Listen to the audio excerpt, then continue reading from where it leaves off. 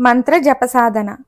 ఒక్కొక్కసారి గాయత్రి జపంలో కళ్ళు మూసుకొని మనస్సులో ధ్యానం చేసుకోవడం కుదురుటలేదు. మనస్సు కుదురుగా ఉంచాలంటే ఏం చేయాలి? ఈ ధ్యానంలో గాయత్రి మాతను ఊహ చేసుకొని జపం చేయవచ్చా? లేక ఇతర దేవత లేదా గురు స్వరూపములను ఊహ చేయవచ్చా? ఇది కూడా మనసు ఎక్కువసేపు నిలబడదు. కొంతసేపు ఒక దేవత, తరువాత కొంతసేపు ఇంకొక దేవత లేదా గురుస్వరూపంతో జపం చేయవచ్చా?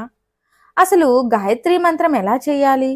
మనస్సును ఒక చోట నిలపడం అంత సామాన్యమైన విషయం కాదు. మనసు స్వభావమే చంచలత్వం. అది ఎప్పుడు స్థిరత్వానికి లోనవుతుందో అప్పుడు సమాధి స్థితికి మీరు వెళ్ళినట్లే. కానీ అది కొందరికి తాత్కాలికం. కొద్దిపాటి అనుభవం కలిగి మరలా చంచలమవుతుంది. ఎంతో సాధన తరువాత చాలా కొద్ది మంది యోగులకు, అంటే యుగ పురుషులకు మాత్రమే నిరంతరం మనసు ఆ భగవంతుని యందు లగ్నమై ఉంటుంది. మనసు ఎప్పుడు నిశ్చలమవుతుంది, ఎప్పుడు చంచలమవుతుంది అనేది ఎంతో సాధన ద్వారా మాత్రమే తెలుసుకోగలిగే విషయం. ఎవరికి వారు మాత్రమే తెలుసుకోవలసిన విషయం. అలా మననాత్ త్రాయతే ఇతి మంత్రః. పదే పదే పఠించడం, మననం చేయడం వలన రక్షణ కలిగించున్నది మంత్రము అన్నారు. గాయత్రి లేదా మరో దేవతా జపం అనేది మంత్ర ప్రధానమైనది. అందు మంత్రమును స్పష్టంగా ఉచ్చరించుట ప్రధానము. అనుదాత్త ఉదాత్త స్వరితములతో సరిగా ఉచ్చరించాలి. జపం చేయడంలోని వివిధ స్థితులు. 1. పెదాలతో శబ్దం బయటకు వచ్చేటట్టు జపం చేయడం ప్రాథమికం. ఇది మొదటి మెట్టు. ప్రాథమికం అన్నారు కదా అని దీనికి ఏ శక్తి కలగదు, ఏ కోరిక సిద్ధించదు అనుకుంటే పొరపాటు పడినట్లే. కేవలం బ్రాహ్మణుడు వేదాన్ని చదివినంత మాత్రం చేతనే జన్మరాహిత్య స్థితిని పొందుతాడు అని ఆర్యోక్తి. ఇక కోరిన కోరికలు తీరడంలో ఎటువంటి సందేహమూ లేదు. అయితే ఫలితాలను ఇవ్వడంలో ఒకదానికంటే మరొకటి ఉత్తమం అని తెలుసుకోవడానికి ఈ సూచన చేశారు పెద్దలు. ప్రాథమికమనే దృష్టితో ఒకేసారి ఉత్తమ జపం చేయడానికి ప్రయత్నించి బోర్లా పడిపోతారు చాలా మంది సాధకులు. ప్రతి సాధకుడు సాధనలో పెట్టాలనుకునే ప్రతి మంత్రమును కూడా ఈ మొదటి మెట్టుతో మొదలు పెట్టాలి. అప్పుడే సాధన సమర్థవంతంగా ఉంటుంది. ఒక మంత్రాన్ని తీసుకుని ముందు సద్గురువు దగ్గర కొన్ని సంతలు చెప్పుకొని, అంటే ఎన్నిసార్లు అనేది మీ గ్రహణ శక్తిని బట్టి గురువు నిర్ణయిస్తారు. వారు మీకు వచ్చింది ఇక మీరు స్వయంగా చదువుకోవచ్చు అని చెప్పిన తరువాత కొన్ని రోజుల పాటు వల్లెవేయాలి. శబ్దం బయటికి వచ్చేటట్లు ఉచ్చైస్వరముతో మంత్రమును గురువు సన్నిధిలో పదే పదే చదవాలి. గురువు లేనప్పుడు జప సమయంలో కూడా కొన్ని రోజులు సాధన చెయ్యాలి. తరువాత రెండవ మెట్టుకు వెళ్ళాలి. పెదాలు కదుపుతూ శబ్దం బయటకు రాకుండా తనకు మాత్రమే వినపడేటట్లు మంత్రం చదవడం ద్వితీయ స్థితి. ఇది సాధనలో రెండవ మెట్టు. ఈ స్థితిలో మంత్రం మీకు, అంటే జపం చేసేవారికి మాత్రమే వినపడాలి. స్వరాలను పదే పదే గుర్తు చేసుకుంటూ సాధన చేయాలి. అలా కొన్ని రోజుల సాధన తర్వాత మూడవ మెట్టుకు వెళ్ళాలి. మనసుతో పదే పదే స్మరణకు తెచ్చుకోవడం మధ్యమం. పై రెండో స్థితుల కంటే ఈ మూడవ స్థితి, అంటే ఈ మూడవ మెట్టు చాలా కష్టమైనది. దీనిని అధిగమించడానికి కొన్ని నెలలు పట్టవచ్చు, కొన్ని సంవత్సరాలు పట్టవచ్చు, కొన్ని జన్మలు పట్టవచ్చు. ఈ స్థితిలోనే మనసు వేరే విషయాలపైకి వెళ్ళడం ఎక్కువగా ఇబ్బంది పెడుతూ ఉంటుంది. మనసులో జపం చేయడం అంటే స్ఫురణకు తెచ్చుకోవడం అనే విషయం గుర్తుంచుకోవాలి. ఆ మంత్రాన్ని పదే పదే గుర్తు చేసుకుంటూ ఎక్కడైనా తప్పులు పడుతుందేమో అని తెలుసుకొని సరిదిద్దుకుంటూ ముందుకు వెళ్ళాలి. జపం చేస్తున్నప్పుడు మనసుకు చెప్పవలసిన అసలైన పని ఇదే. సాధారణంగా మంత్రం తప్పులు రాదు, కానీ 2 కారణాల వలన తప్పులు దొరలడం బాగా గమనిస్తే తెలుస్తుంది. మరో ఆలోచనల్లో పడటం.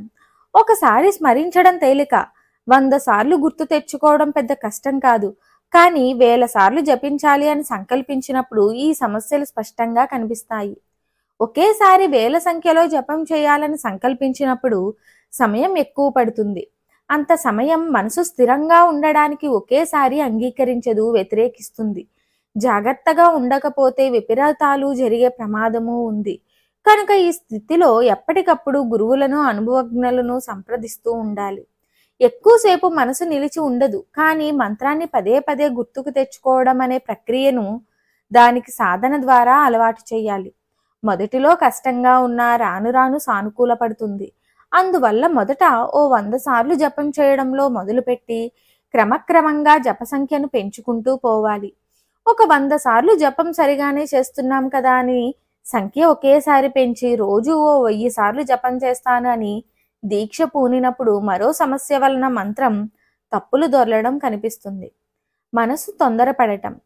నేను రోజుకు 1000 సార్లు 41 రోజులు చేస్తాను అని సంకల్పం చేసుకున్నారు. కానీ ఆ సంఖ్య మీ మనసుకు భారీగా ఉండవచ్చు, లేదా ఏదో ఒక రోజు ఆఫీస్కు లేట్ అవుతుండవచ్చు.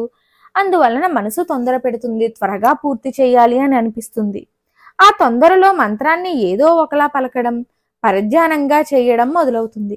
మనసు పెట్టే తొందరను బట్టి అక్షరాలు, పదాలు లేదా వాక్యాలే దాటవేయడం జరుగుతుంది. అలా జపిస్తే మంత్రం ఫలితాన్నివ్వడం అటుంచి అపకారం కలిగే ప్రమాదం ఉంది.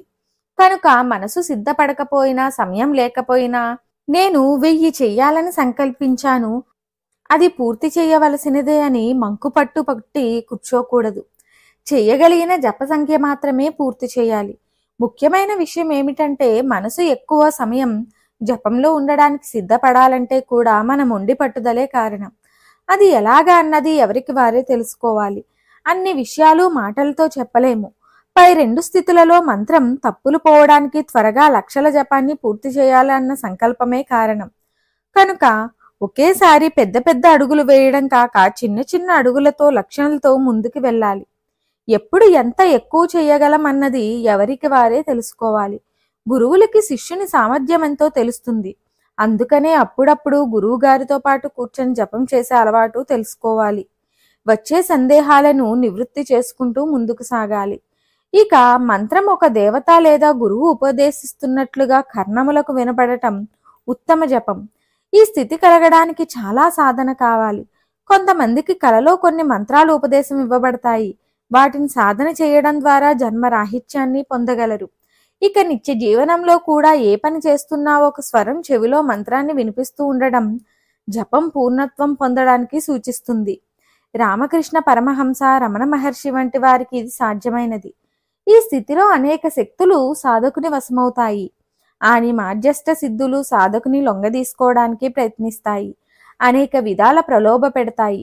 వాటికి లొంగితే తరువాత స్థితి ఏమిటన్నది తెలియదు.